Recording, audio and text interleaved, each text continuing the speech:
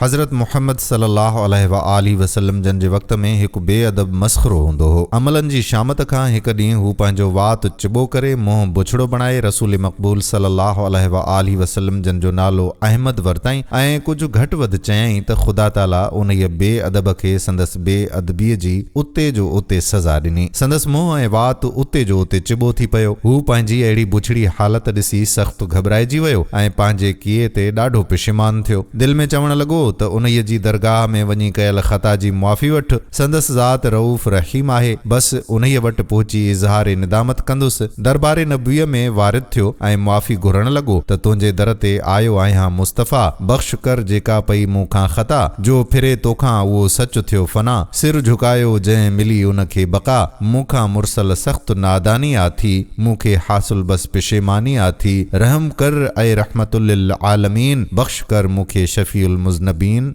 संदसि मुआफ़ी वठण ते हुज़ूर करीम सल्लल्लाहु अलैहि वसल्लम जन जी रहमत जो दरिया जोश में आयो। पाण खेसि चयाऊं त वञ, असां तोखे बख़्शो। पोइ उन मस्ख़रे जी वरी साॻी सूरत थी पई। फिरियल मुंहुं साॻीअ जाइ ते अची वियो। मुहम्मद रसूलुल्लाह सल्लल्लाहु अलैहि वसल्लम जन जे दर ते जो थियो सवाली, सो मोटंदो कीन ख़ाली। सुभान अल्लाह। दोस्तो, वीडियो पसंदि आई हुजे त ॿियनि दोस्तनि जो ईमान ताज़ो करण जे लाइ उन्हनि सां शेयर ज़रूरु कजो।